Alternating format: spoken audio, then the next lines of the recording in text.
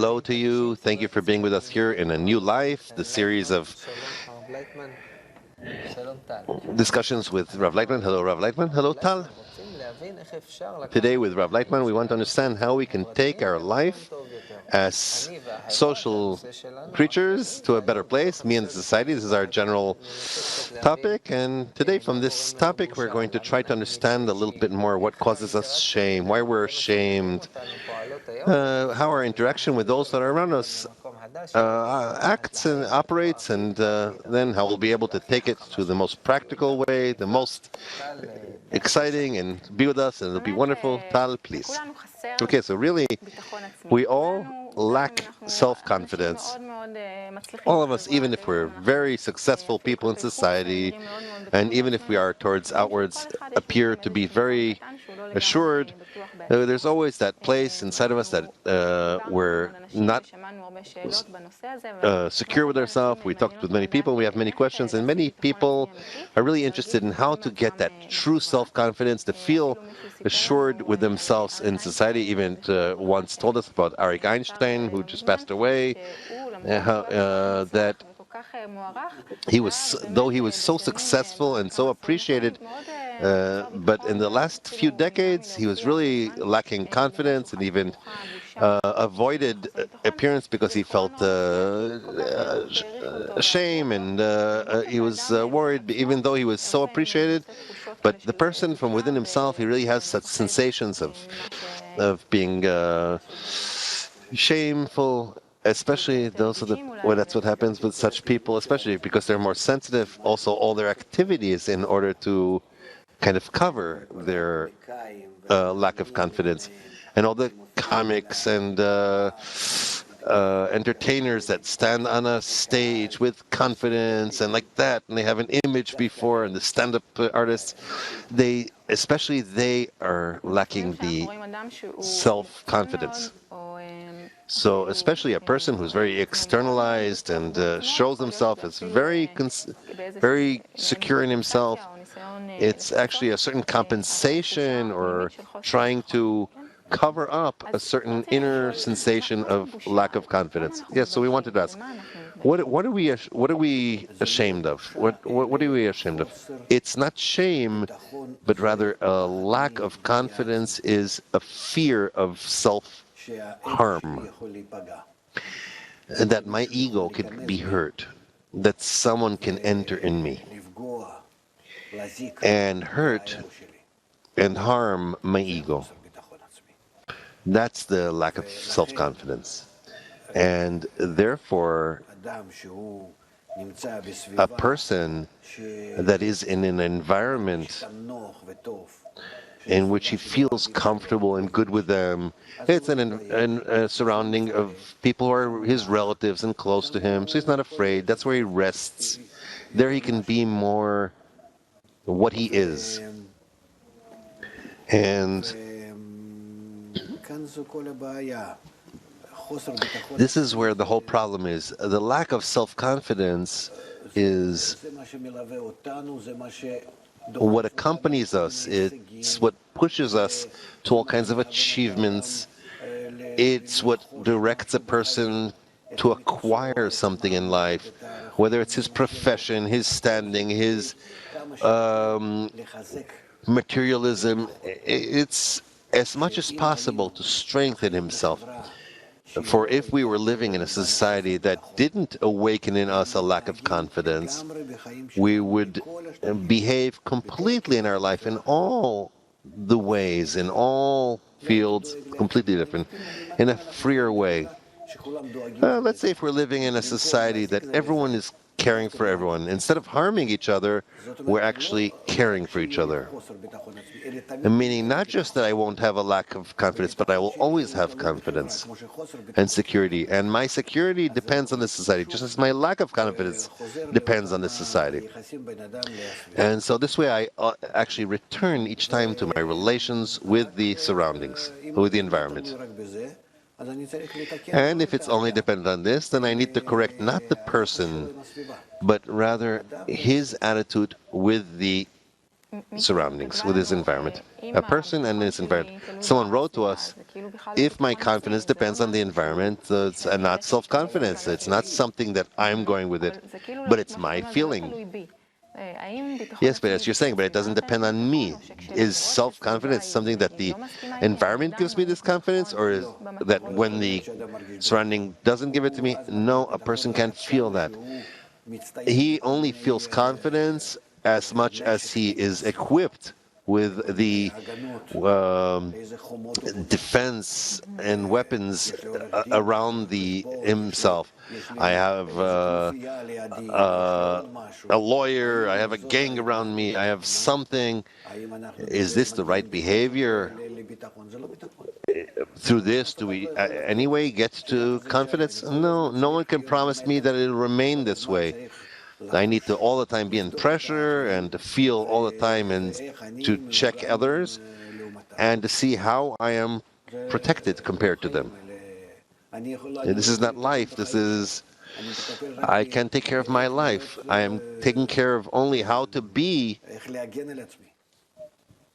protected, how to protect myself. How to be protected, it's really, I don't free myself to be in something that is really good and how to be in something that is without pressure. It's like the life of those people that are in competition and this is not life. We constantly remind this definition of ego, that we don't want our ego to be hurt, that it manages. What is this ego? The concern for self-existence, which is non-stop, which depends on the development of man and his environment.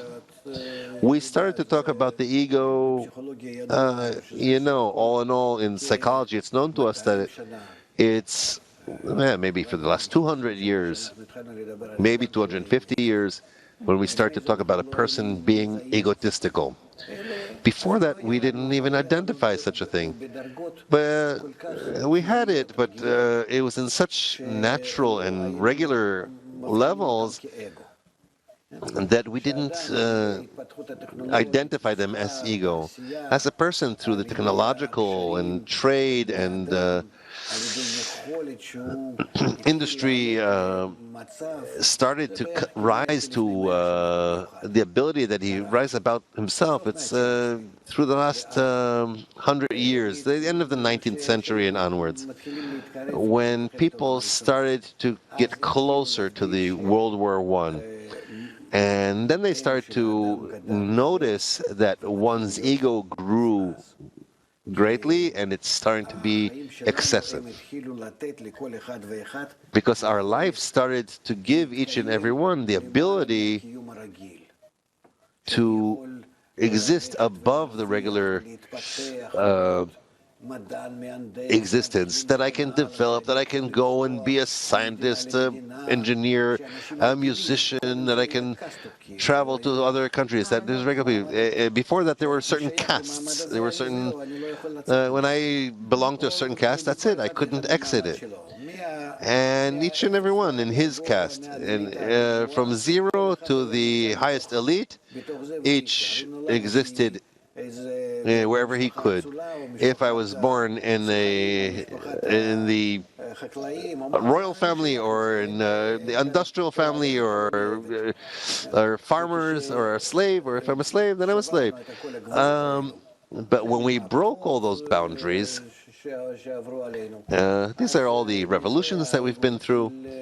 So from this, the ego started to show a person that he's not satisfied, that he can be more and more. Why am I not coming to be the president, and so on? And this impulse that developed in people is actually this egotistical drive. But actually, in what I define the ego of man, I don't define it as all in all the ego of man, the drive of a person to advance and to be more than he is, but rather the ego, I think we need to define as one's drive to exploit others. Others is also still vegetative and animate as well as people. And in such a way that I build my benefit, my success, specifically at their expense. As I enjoy also by harming them, that they are lesser than me. And the main thing in this matter appears in human society, and even more than that, where can we see this ego? When can we take it out in order to critique it and see certain work and scrutinize it and learn it? It's under the condition that we try to connect between us, and we do the opposite action, actually. Then we discover how much we're not capable to do that, and how much in us there are opposite drives than connection. And this is the true ego. Does everyone have an ego? Every single one. It only develops on the other person's development, depends on the person's development and what surroundings, in what period he lives. There are also different degrees of awareness in my ego, because not everyone is like that, that he's trying to exploit others. It's not like everyone feels that way. The most it exists, and so it exists in different levels, and different levels of awareness, and so it all. If we're talking, you talk about everyone is afraid of harming our ego. Are we talking about this ego? Because we talked here about the fact that we acquire shame, and that's the simple ego. What you're talking about. I'm already talking about the revelation of the inner ego, that because there is what's to discover here. So what causes us that shame? What causes us that lack of confidence? Oh, that's something that we need to differentiate. All these discernments, each of them is a whole world. Yes. We talked about the ego, now we're talking about shame. Shame is the fear to be hurt in my ego. And this really depends on societal agreement and what I'm ashamed of and what not. It depends on the values of the surroundings and how much I attach myself to them. It could be that shame is if I'll have a little spot here, a little blemish, and then I'll have shame of that. You understand that, yes? And I don't understand that. Meaning to each and every one, it's different. But shame is a hurt on the ego, and we need to see what our demands are. And is there a matter of sensitivity here also? Because there are people that are more sensitive, and sensitive and not sensitive, and depends on education and conditions and what environment he enters.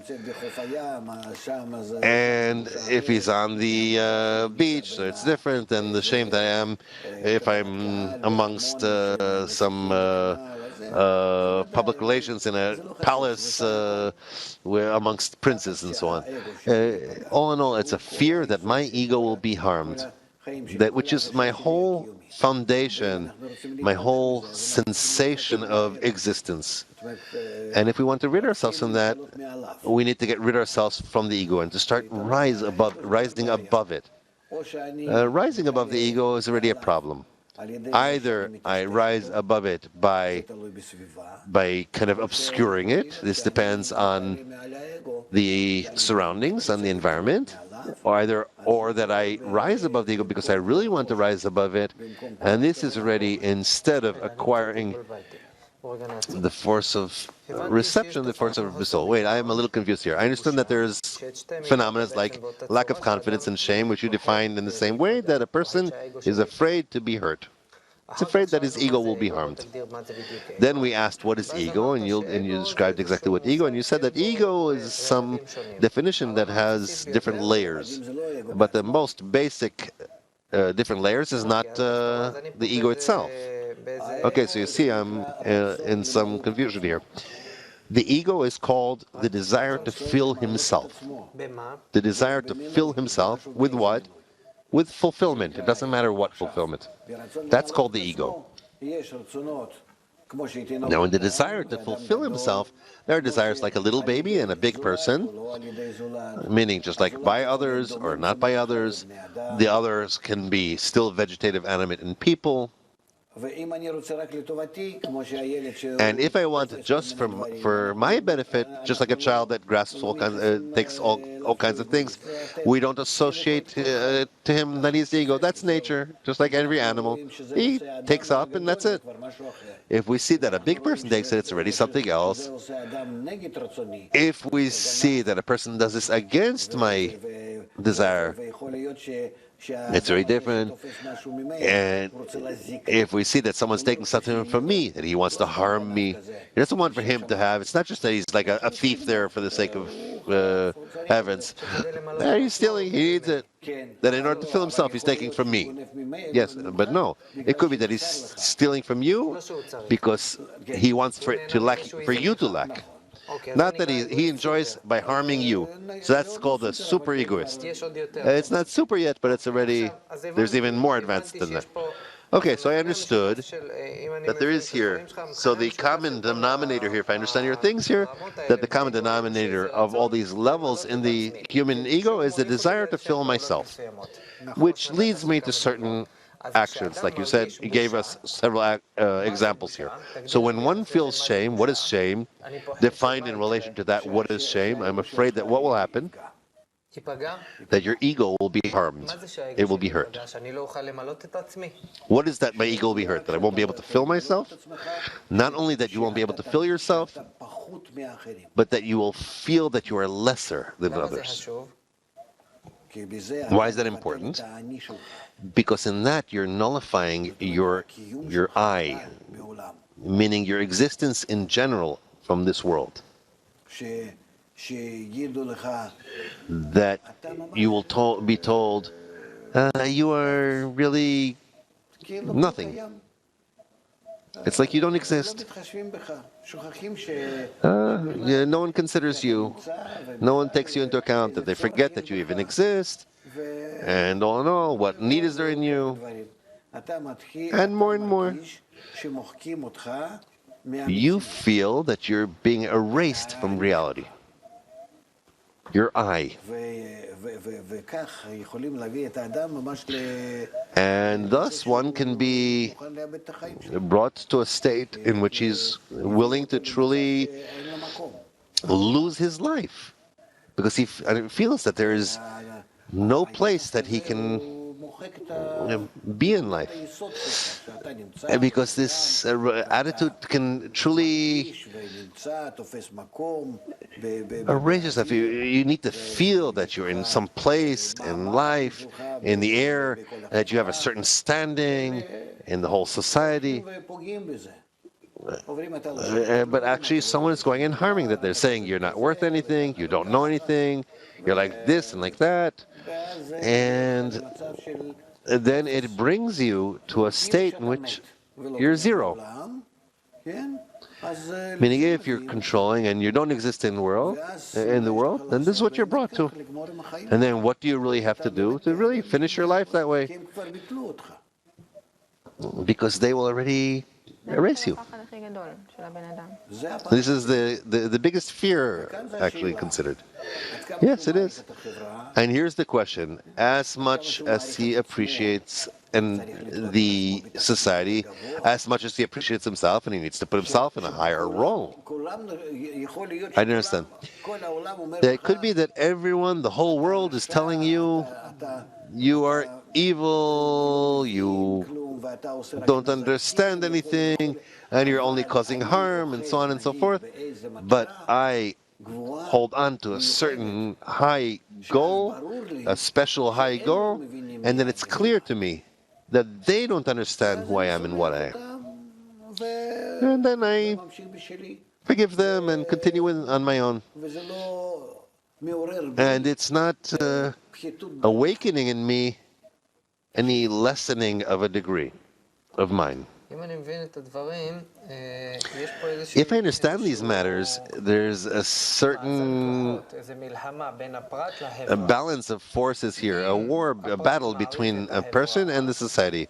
If the individual appreciates the society and considers their opinion highly, there's a fear that they will cause him to feel like a zero, like he's nothing, that it's better that he won't exist, which can even bring a person to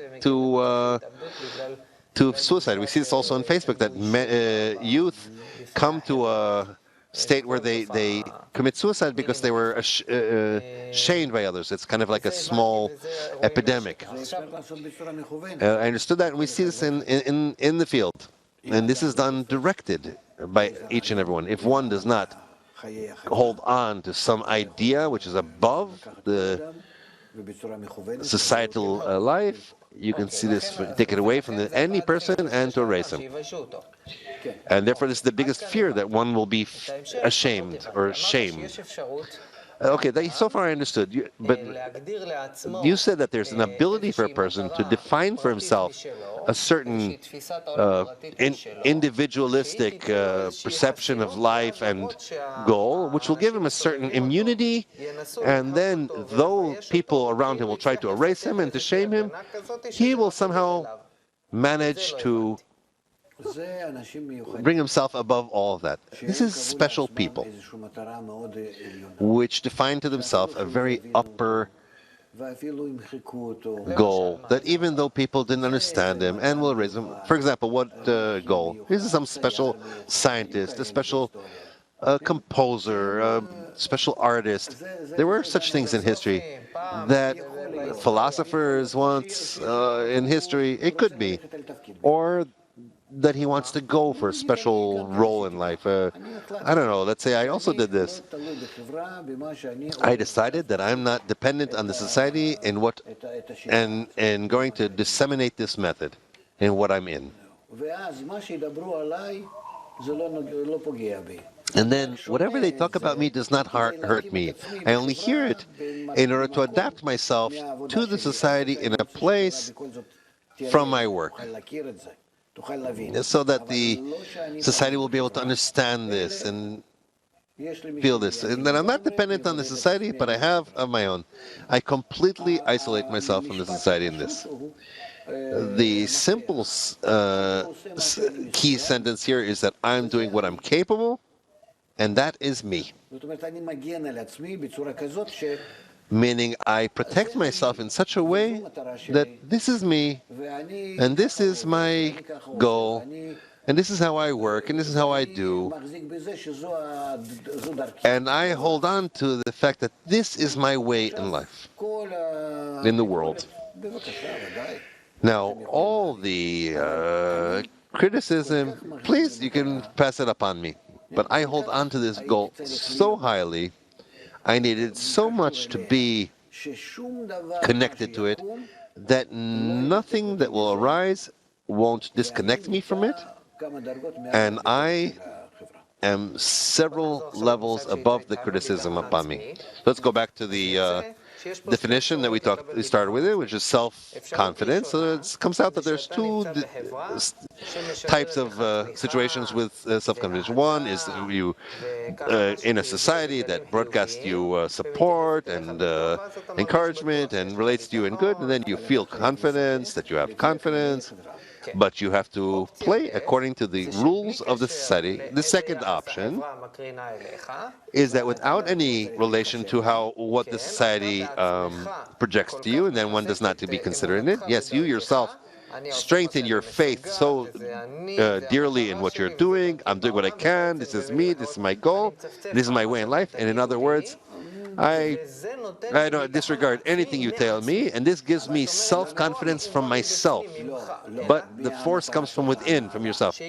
Not from you, but from your exalted goal, which you define to yourself as an exalted goal. One defined himself, I want to be the best artist in the world. One this, one that. Meaning something really personal.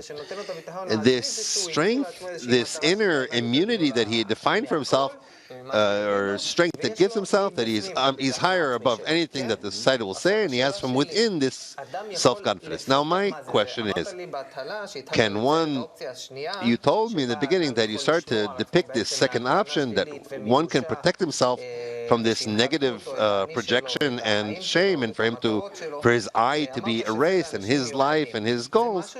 He said that this is for special people. Is this something that someone can develop inside himself? Can one develop such justification of his ways so that he will be immune of humiliation?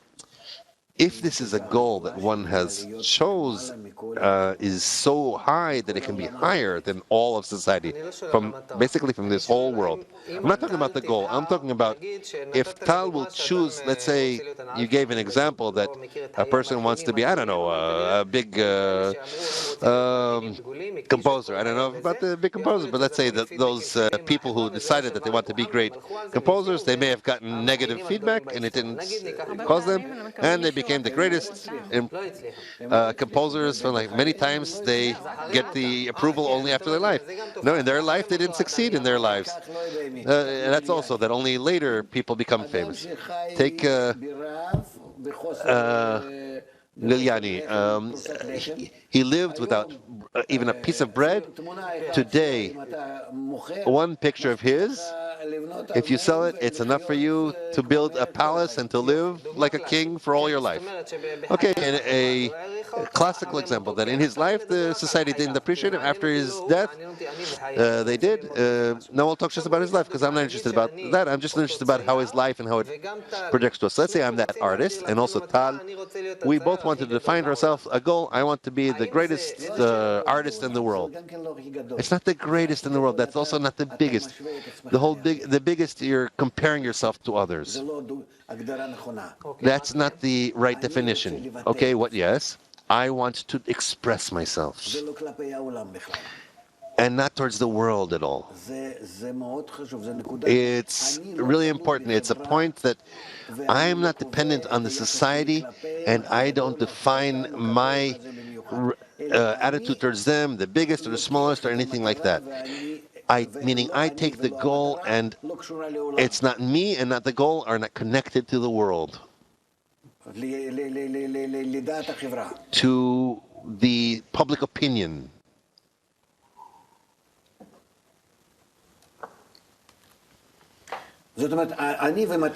Meaning, I and the goal, I am locked on it, and the society exists, it exists. It doesn't exist, it doesn't exist. It doesn't matter. It's there on the side or on the bottom there. I don't consider that. It's not associated with all of my work, with all of my attainment of my goal. They can't help bring criticism upon me. Truly nothing. Yes?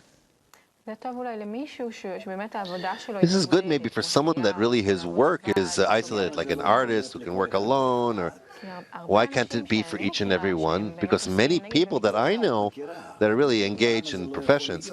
Now I understand why you know. I'm asking, why can't it be? I'm not talking about the current state, but why can't it be like that in life for each and every simple person?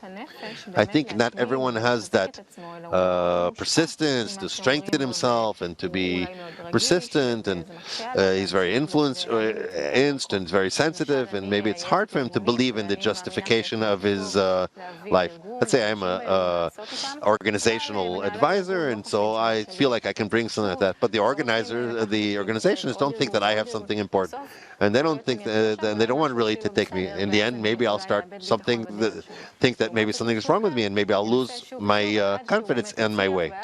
Whereas someone else will try more and more until he succeeds, and everyone later will say, yes, he was right. Meaning it really depends on his faith and on his persistence. Where does he take that soul strength?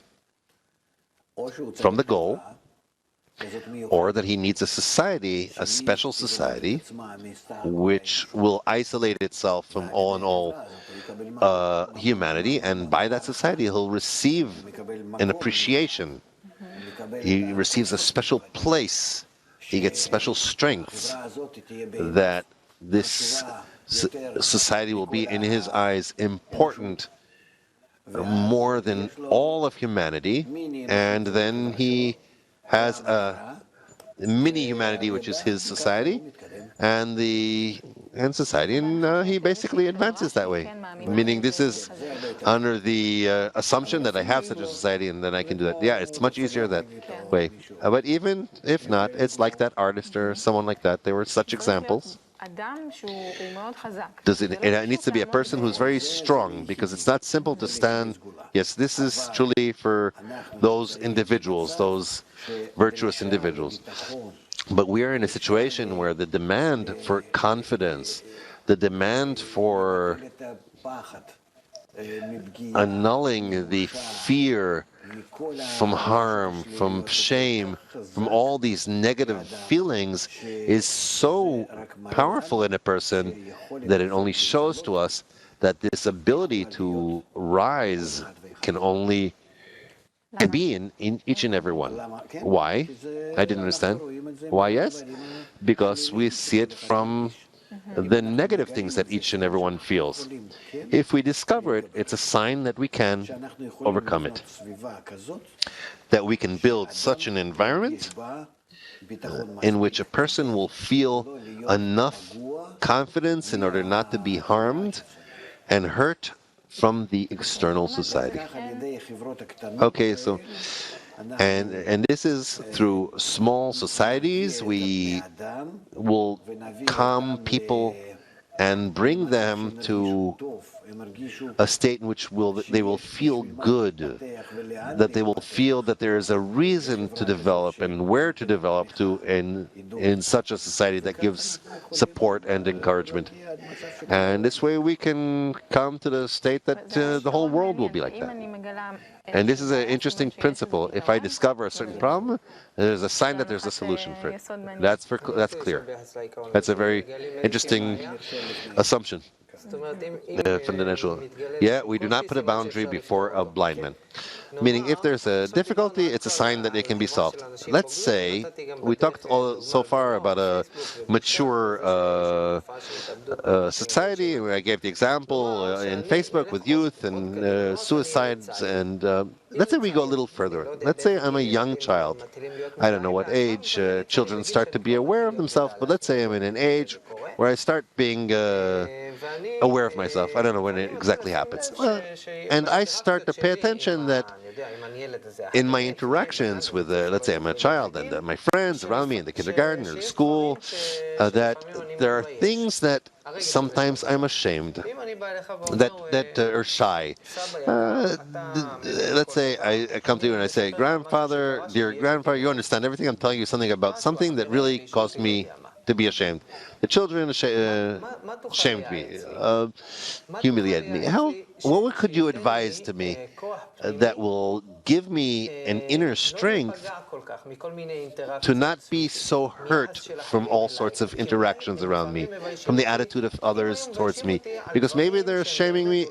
If they were to shame me about things that are maybe really bad, and then this negative feedback, they would somehow improve me, then maybe you as grandfather would say, oh no, maybe it's unpleasant, but you've benefited. But sometimes they're shaming me about just like that things, or things that, I don't know, let's say I have some kind of genetic flaw, I'm short, I'm fat, I'm, things that I can't do anything about. And they shame me, and I feel myself so distant in such a place where they don't see me and they don't count me, and I feel terrible. And I come to you and I say, give me some kind of advice, some kind of suggestion, direction, so I'll be less influenced by these negative projections. What would you tell me? How to less be moved or impressed from things that I'm ashamed that I have no ability to change. That's why I told you that when I took a goal and I decided my way, then the sentence that led me forward was that this is me, and this is how I do it, and I can't do for the time being any better. I will try, of course, because the goal compels me, but everyone is allowed to do whatever he wants. Every person where he is, meaning I chose for myself maybe in a way that's suitable for you. I chose for myself an engagement in which I am not in competition. I'm not in competition. I work, and all the reward, the benefit, the profit that I get is my profit, and any loss is my loss. And in that, I'm not dependent on anyone, as if there aren't people that are other people that are dealing in it, and therefore, as my goal and my dealings, no one can come to me in a claim, oh, you're doing good, you're doing bad, you're doing like this, you're doing like that. I do this, and as much as I'm capable, and accordingly, according to my investment, is my reward. At what age in life did you decide yourself to take upon yourself such a direction? More or less. Around maybe 20. Okay, that's nice. Because I've merited this thing. But the sensation was there earlier also. It just wasn't scrutinized. Okay, so this is what I want to proceed first. I want to go to a younger age. I am now, let's say we're role-playing, that you're my grandfather. And, my grandfather, it was very easy because I had a grandfather that I grew next to, and he would tell me stories like about his young age. And that's how I grew up in light of his stories. And a lot of wisdom I acquired from him. So now I'm saying to you, grandfather, you're telling me all this, and I'm like this, and all these things. I'm really identifying with it. I really want for me to have such an ability too. But I'm still young. I'm a young child. I'm in the beginning of my life. How can I also in my life bring such a thing also upon myself? This is my goal, and this is, you want to say some expression, how my attitude is upon what people say about me. How can I with strength, it's called that it's like a very great inner strength, and I want to develop it. So give me advice how in a younger age to develop it already. This is my question. Not in my ages of 20. I wrapped myself in books, surrounded myself with books and people that more or less had a goal in life.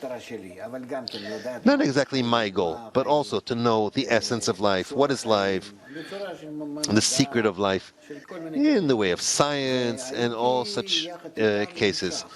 And with them, I was drawn to it. I felt from them also encouragement in the search, in the books, in the thoughts, in the lectures that I heard, in all kinds of things. And by that, I chose each time who to be by, under who to be. Such teachers and others, and in what profession, in philosophy, and my cybernetics, and such things. And that's how each time I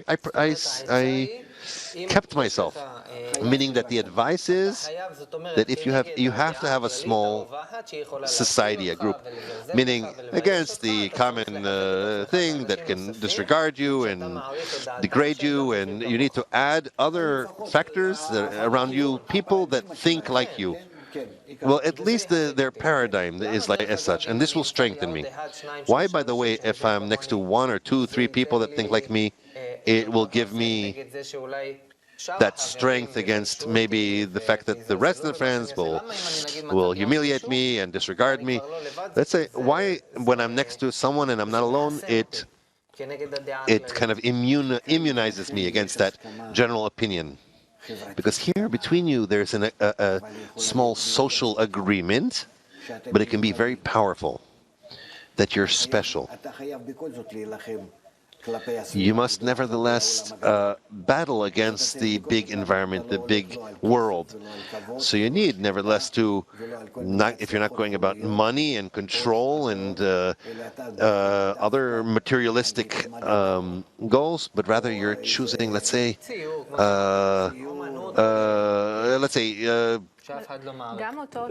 art or something like that. What about that science of that art? Also, that scientist and artist also feels hurt from such things. Then he hasn't stabilized himself yet in the right way. If I'm engaged in something that is unique to me, I can't be under the influence of someone if I don't choose it. Okay, but let's say that artist, he's going out with someone and she rejects him and he feels really ashamed. And is this not even, it's not even associated with his profession. It's emotional and it's not simple. How is it connected to his profession now? It could be that he will draw better now. It'll be, meaning he knows how to use, let's say, this hurt in his ego, in his what he's doing. I don't know if it's really. What is she rejects him? Rejects him. It's at the degree of animal. It's a degree of beast. Let's say I don't agree with him with his style. Then about his self-expression. So that's already something else. He can't. If, let's say, look, who will we take? Let's take some impressionists, let's say, this black square of Malevich or something like that. Who would understand? Who would feel? You know this, no? No. You have a white piece of cloth, and a person comes and draws like a cube, a black cube, and calls it how? Sun. Sun. And now you have to sit for 2 weeks and understand why he called it sun. But today, this little black cube, do you know how much it's worth? And no one can repeat it. No one can do it again. No one can do the same. This is actually a good story. It's about something I want to ask. What about excessive self-confidence? So far we talked about we're being fearful and I'm humiliated. That's the square, yeah. So let's go to the other side. There's phenomena of excessive self-confidence. What do you think about that? It's stupidity. Stupidity, why? Because first of all, one cannot have it other than one has a flaw in scrutinizing the surrounding circumstances, and it can bring him to very big problems. That he doesn't identify the dangerous things and thus bring himself to a state where he can really be hurt. It's like this excessive confidence comes to children because they don't know. Meaning a person has to be in lack of confidence, which will protect him. So it'll protect him. He has to be. We're not talking about still vegetative and animate. At the degree of people, we need to arrange the environment so it won't be excessive, but we have to have a certain lack of confidence. I must be also, as we call it, also to be in the left line in self-criticism. But my lack of confidence there needs to be different. As much as I'm giving the society, as much as I am with them, as much as I am beneficial to them, it has to be such a sensation in my actions. And really, how do we come to a state in which this lack of confidence kind of takes over a person? Because, okay, we understand that we're not sure and we don't know if it's good or not. It's good that we're in such a lack of confidence. It's not enough and not sufficient, and it helps me advance. But sometimes people come to a point where it kind of it closes them up. They're afraid to err. Yes, it needs to be to a certain degree. Because we talked with certain people, their fear was that their whole life will pass by them and they won't realize themselves. Because I'll be afraid, I won't make a mistake, what will people think, what will they do? And these fears really make people afraid to implement themselves and do things. Here you're talking about the fear to be harmed. And the lack of confidence that I'm talking about is a positive thing, an essential thing, okay? And that I am in a lack of confidence, but it is progressing me, it's advancing me. What gives you the courage to nevertheless try, even if you're not certain that what you're doing is right? I'm not certain that I'm doing it right. I'm not. But I do it as my choice for the time being, which is necessary. Because you have to operate and you're doing the best that you understand. Yes. What about pride? What do you think about the attribute of pride that people have? Some people have a very developed pride. Also, all these properties that you're talking about, from minus till 0 and to plus, yes? Just like in a thermometer.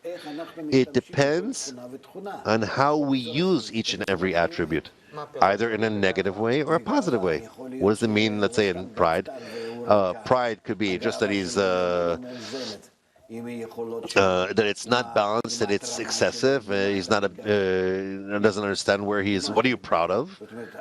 What are you proud of? Meaning, are you truly special? Did you achieve something, attain something? From what values are you proud?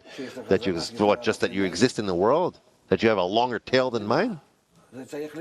From what? It has to be something that we're not talking about just people that are walking around the street and are kind of like proud. They're like peacocks from the emptiness in them. We're talking about, if you want like that, then that's already something else. There's nothing to. I have nothing to say about against that. That's the stupidity, the pride of stupidity that people have. But if we're talking about true pride that can progress a person, advance a person, then he's proud that he has a special goal, that he has a special drive in life. That is he proud before others, before himself? What is this pride? This pride actually helps him to hold on to his way, on the way that he chose, to be protected from the influence of others. That as I raise myself towards others in my pride above, and I'm looking at them below, and I also need that. Why? Because you need to give you the faith in the justification of your way. Yeah, to strengthen myself and not to be influenced by all those dogs that are observing. Okay, now tell me, you said that each thing has a scale from minus to plus and 0 in the middle. So what is that a person is proud in a negative way? You talk now about the positive. Let's say the pride, when one chooses a goal in life, to raise himself and to feel and to be proud that he has a specific goal and he believes in it and he's going for it, and no negative influences from the side that will try to shame him or disregard him will deviate him from his path. I understand that is a good thing because it advances me. Yes? And his heart will be strengthened in the way of the Creator. What is negative? Well, what? Tell me you. I don't know. You see, I have special opinions. That's why I'm asking. I have a certain perception of myself. But what is in your eyes negative pride? Negative pride is that my ego is pushing me to be proud. In what? And the fact that I'm more egotistical than others, and that I can define my state higher than others with force. By maintaining my way and the justification of my way, and I'm proud, meaning raising myself in order to protect my direction, I'm not harming anyone. Rather, simply I'm not influenced from these negative influences that can bother me. This is the pride that one can have as, let's say, national pride or things like that don't harm anyone. They just develop. It develops a person. Let's say the nation. And negative pride is you're just proud, like some child in the yard that just with screaming and without any mind and intellect is starting to be proud before others. And let's say I don't know, he's stronger. For what goal or for what? No, without any purposefulness. But rather to control others, to rule others. If you want to control yourself and to be in your goal, then this pride is positive. And if you want to do it and to control others, to suppress them, then it's negative pride. We don't have a lot of time. I wanted once again to scrutinize about this emotional place that we are in, sometimes when we experience sensations of shame or lack of confidence.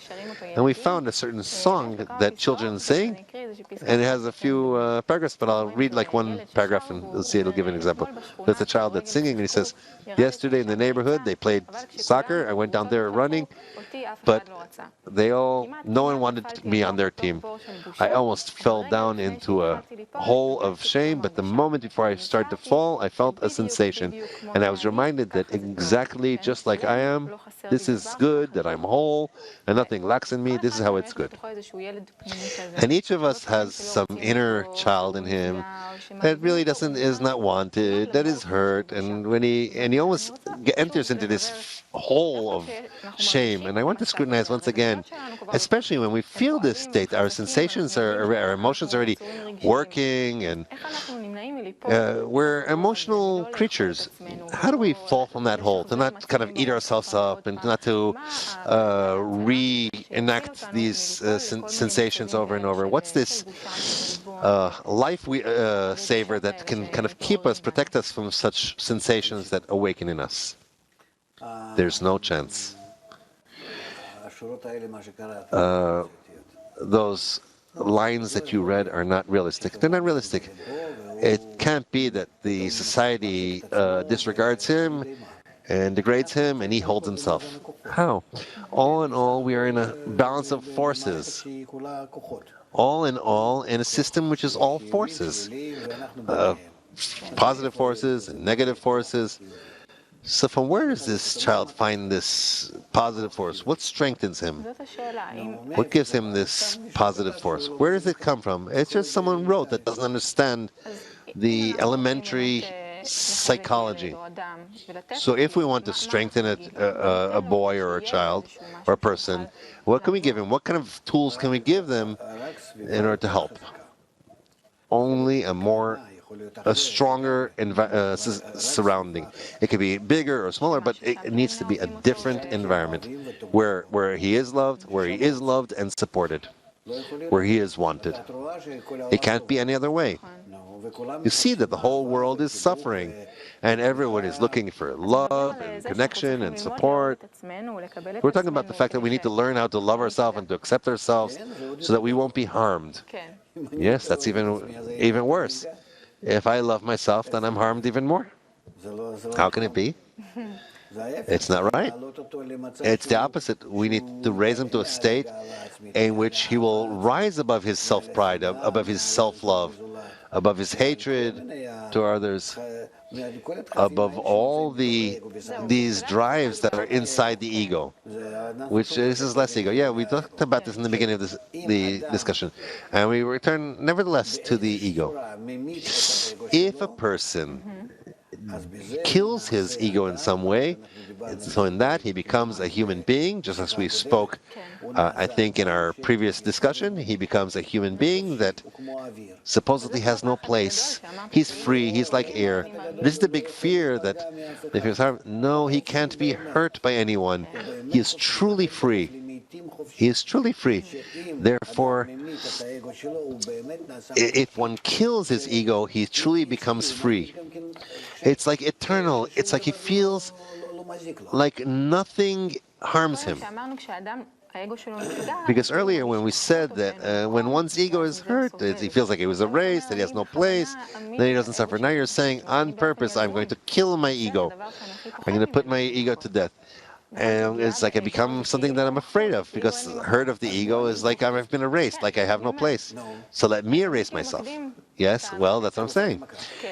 So I'm going to precede the ailment, the medicine to the ailment. Yes, but how do I do this? It's not that I don't exist, but I work on my ego in such a way that I see it as the negative thing. My nature I just start to see as negative, which is all bringing me down. This attribute of pride, of control, and so on. Yes. And then my ego, which brings me down, then I first I start to bring it down. And I start to raise my I above the ego. I start dividing myself to the two parts, me and my ego. And then when I'm above the ego, I'm not afraid of harm in it, of it being hurt, because I don't identify with it already. And in that, I am saved from all the problems of the world. They can wash me with anything they want. Is this connected with what you said earlier, to find an exalted goal? How does it connect this process? That if I have a goal which is above this regular goal, this ego, then if you want to talk to my ego, please, it doesn't bother me. It's not associated with me. It doesn't belong to me. This is not taught how to do this, and therefore we always remain like, because psychologists aren't brought to schools to teach. That's why our children are not learning. I'll be glad to go to schools and teach. So what do we have to do to bring our kids to learn, or in order to raise them a little bit?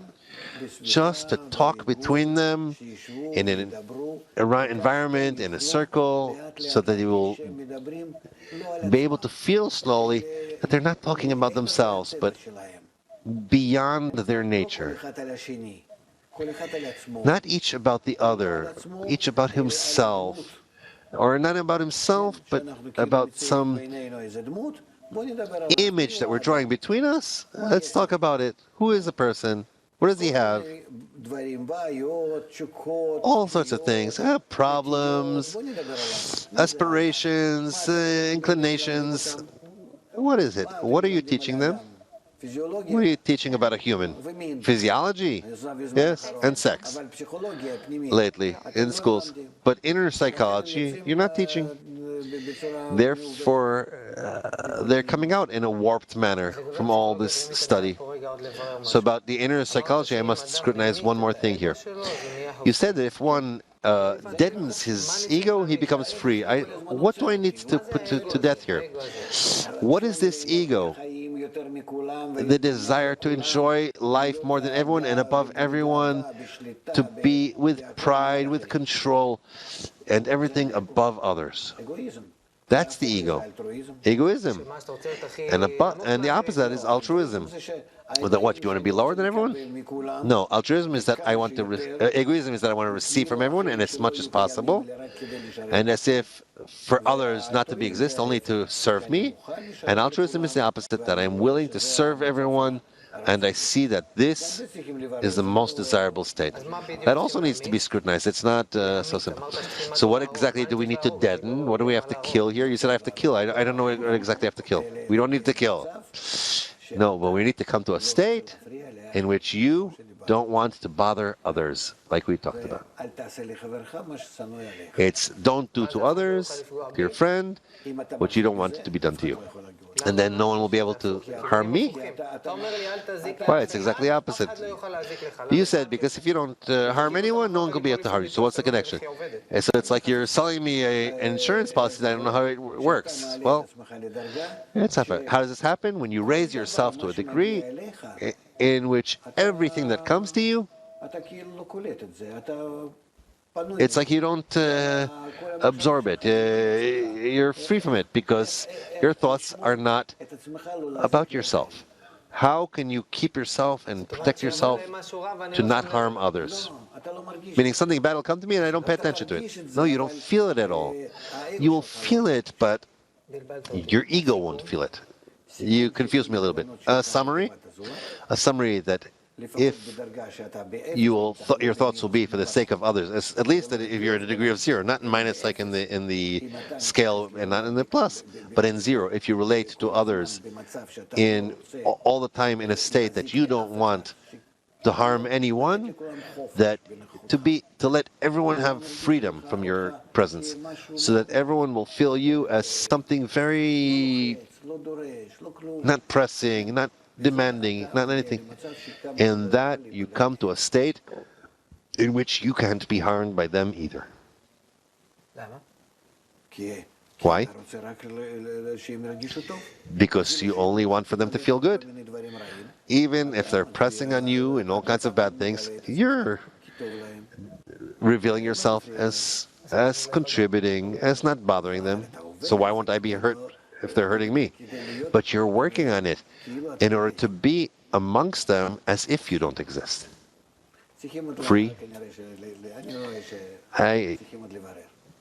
We still need to scrutinize this. Thank you. We'll think together. We're here together, all of us. Our time is over. It's the beginning of the great spiritual success, this state, because you're really rising above your ego. This is already above your nature. Thank you very much, Rav Laitman. Thank you, Tal. We have homework. We'll all think. Why? If we will think about not harming anyone, no one will harm us too. New life. All the best, and have a great day.